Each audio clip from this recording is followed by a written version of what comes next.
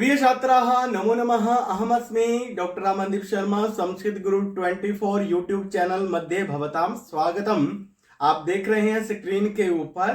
आज आपको यह जो पाठ दिखाया जा रहा है, यह पाठ है हमारा स्वावलंबनम। जी हाँ, 7वीं कक्षा की पाठ्य पुस्तक रुचिरा का तृतीय पाठ स्वावलंबनम। स्वावलंबन क्या है? स्वावलंबन है आत्मनिर्भरता, इसे कहते हैं स्वावलंबन। ये आवश्यक क्यों है? क्योंकि स्वावलंबनम अर्थात आत्मनिर्भरता ऐसा गुण है जिसके माध्यम से आप कहीं भी चले जाएं, कैसी भी परिस्थितियां आ जाएं, आप विचलित नहीं हो सकते। आपको किसी काम के लिए दूसरे व्यक्ति के ऊपर डिपेंड नहीं होना पड़ेगा यदि आप स्वावलंबी हैं, यदि आप आत्मनिर्भर हैं। तो इसी को प्रस्तुत करते हुए हमारी आज की यह कथा है। आइए इसे करते हैं शुरू। नमो नमः प्रिय छात्राः, अद्य अस्माकं तृतीयः पाठः, तीसरा हमारा पाठ है और अस्य पाठस्य नाम अस्ति स्वावलंबनम। स्वावलंबन, आत्मनिर्भरता। अच्छा, इसमें आप ध्यान दीजिए, इसमें दो शब्द जुड़े हुए हैं। एक शब्द है स्व और दूसरा है अवलंबनम। अवलंबन, किसका अवलंबन? स्व अवलंबन, अपना अवलंबन। अर्थात अवलंबन शब्द का अर्थ होता है आत्मनिर्भरता। किसकी आत्मनिर्भरता? स्व। स्व मतलब अपनी आत्मनिर्भरता, मतलब अपने पर जो निर्भर है वो हुआ स्वावलंबी। और स्वावलंबनम का मतलब है आत्मनिर्भरता। और ये जो आज की हमारी कहानी है, इसमें हम आत्मनिर्भरता के बारे में ही विस्तार से पढ़ेंगे। और इस कहानी से जो हमें शिक्षा मिलेंगी वो शिक्षा भी यही है कि हमें आत्मनिर्भर अपने जीवन में बनना चाहिए। अच्छा, इसके साथ साथ एक चीज़ और है कि ये जो पाठ है, संस्कृत का हमारा जो पाठ है, इसमें हम सीखेंगे क्या? तो देखिए, लिखा है संख्यावाची शब्दः तद एतत् शब्दौ च। एक तो हम सीखेंगे इसमें प्रयुक्त संख्यावाची शब्दों के बारे में, और दूसरा सीखेंगे इसमें तद और एतत् शब्दों के प्रयोग के बारे में। अब इस पाठ को हमें पढ़ना कैसे है, इसके लिए मैं एक बार उच्चारण कर देता हूँ, आप ध्यान से देखिए। कृष्णमूर्ति ही श्रीकंठश्च मित्रे आस्ताम। श्रीकंठस्य पिता समृद्धः आसीत्, अतः तस्य भवने सर्वविधानि सुखसाधनानि आसन्। तस्मिन् विशाले भवने 40 स्तम्भाः आसन्। तस्य 18 प्रकोष्ठेषु 50 गवाक्षाः, 44 द्वाराणि, 37 विद्युत् व्यजनानि च आसन्। तत्र 10 सेवकाः निरन्तरं कार्यं कुर्वन्ति स्म। परं कृष्णमूर्तेः माता पिता च निर्धनौ कृष्णदम्पती। तस्य गृहम् आडंबरविहीनं साधारणंच आसीत। तो हमने इसका पाठन कैसे करते हैं ये तो सीख लिया है। अब आप देखिए इस चित्र को। इसमें एक बालक है और ये उसकी माता है और ये उनके पिता हैं। और इसके साथ साथ और आपको इस घर में क्या दिखाई दे रहा है? ये क्या है? इसको क्या कहेंगे हम? स्तंभ। क्या कहेंगे इसको? स्तंभ हैं। और देखिए, बहुत सारे स्तंभ इनके घर में हैं। और यहाँ पर क्या दिखाई दे रहा है आपको? ये हैं खिड़कियाँ। इसको हम संस्कृत में बोलेंगे गवाक्षः, और बहुत सारी हैं तो गवाक्षाः। और ये घर का सुंदर सा दृश्य हमें दिखाई दे रहा है। अब देखिए, मैं व्याख्या को प्रारंभ करता हूँ। कृष्णमूर्ति ही श्रीकंठश्च मित्रे आस्ताम। कृष्णमूर्ति ही श्रीकंठश्च, यहाँ पर दो व्यक्तियों के नाम दिए गए हैं। एक का नाम है कृष्णमूर्ति और दूसरा है श्रीकंठ। अब इसको कैसे हम लिखेंगे? कृष्णमूर्ति और श्रीकंठ मित्रे आस्ताम, मित्र थे। अब यहाँ देखिए, मित्र शब्द में मित्रम मित्रे, द्विवचन में क्या बना? मित्रे, क्योंकि दो थे इसलिए मित्रे हुआ। उसी प्रकार से जो अस धातु है उसका लंग लकार में प्रयोग किया गया है भूतकाल अर्थ में, तो बन गया द्विवचन में आस्ताम, अर्थात थे। कौन थे? मित्रे आस्ताम, मित्रे आस्ताम, मित्रे के आस्ताम। कौन थे मित्र? कृष्णमूर्ति ही श्रीकंठश्च मित्रे आस्ताम। अब अगली पंक्ति को देखिए।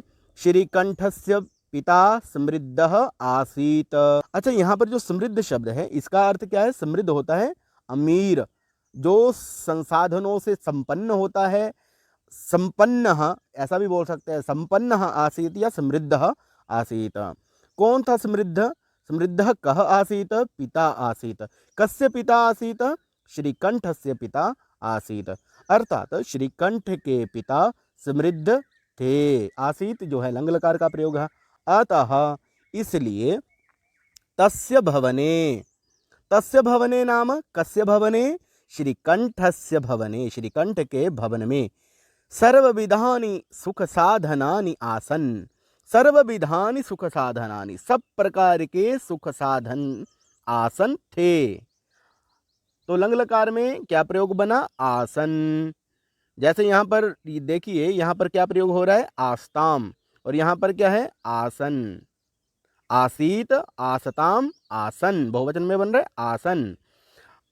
तो अर्थ क्या हुआ? इसलिए उसके घर में सब प्रकार के सुख साधन थे। समझ आ गया ना आपको? अब आगे देखिए, तस्मिन विशाले भवने। तस्मिन विशाले भवने, कस्मिन विशाले भवने, कौन से विशाल भवन में? अर्थात श्रीकंठस्य विशाले भवने, श्रीकंठ के विशाल भवन में ४४ स्तंभाः आसन। कति स्तंभाः आसन? उत्तरम किम? ४४ स्तंभाः आसन। ४४ नाम 40, अर्थात 40। ४४ काः स्तंभाः आसन थे। तो कितने स्तंभ थे उनके भवन में? 40 स्तंभ थे। तस्य 18 प्रकोष्ठेषु, तस्य कस्य? श्रीकंठस्य 18 प्रकोष्ठेषु, 18 नाम 18 प्रकोष्ठेषु। सप्तमी विभक्ति बहुवचन में बना प्रकोष्ठेषु, प्रकोष्ठों में 50। 50 क्या होता है? आपने गणना सीखी है। 50 मतलब 50। क्या थे? गवाक्षाः। गवाक्षाः नाम खिड़कियाँ। गवाक्षः, गवाक्षौ, गवाक्षाः बहुवचन में बनेगा गवाक्षा। खिड़कियाँ थी। और क्या था? ४४ द्वाराणि। द्वाराणि नाम दरवाजे कितने थे? ४४ 44 दरवाजे थे। 38 विद्युत व्यजनानि च आसन। 38 36 विद्युत व्यजनानि, विद्युत से चलने वाले, व्यजनानि नाम पंखे थे। च मतलब और 36 बिजली से चलने वाले पंखे थे। तत्र वहाँ पर 10 सेवकाः, 10 सेवक निरंतरम कार्यम कुर्वन्ति स्म। वहाँ पर तत्र 10 सेवकाः निरंतरम कार्यम कुर्वन्ति स्म।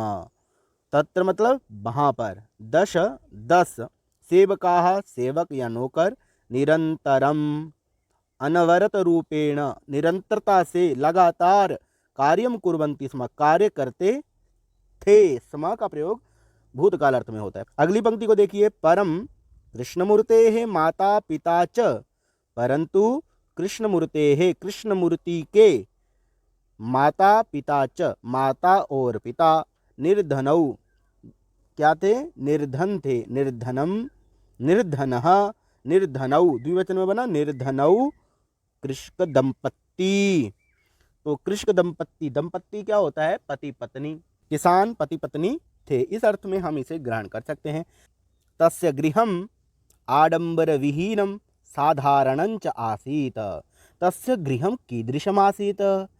उत्तरम किम? तस्य गृहम आडंबर विहीनम साधारणं च आसीत। तस्य कस्य? कृष्णमूर्तेः गृहम आडंबर विहीनम, आडंबर से विहीन, और क्या था? साधारण उसका घर था। तो आज के पाठ में हम इसी गद्यांश का अध्ययन करेंगे। आपको जो जो भी शब्द इसमें मुश्किल लगते हैं उन सब शब्दों के आपने अर्थ लिखने हैं। कुछ शब्दों को मैं आपको बताता हूँ। समृद्धः, सर्वविधानि, ४४ 18 प्रकोष्ठेषु, गवाक्षाः ४४ 38 विद्युत व्यजनानि, तत्र कृष्क दंपत्ति, आडंबर विहीनम। इन सब शब्दों के आपने अर्थ लिखने हैं। तो अगली वीडियो में फिर से मिलेंगे अगले गद्यांश के साथ। जय तो संस्कृतम जय तो भारतम।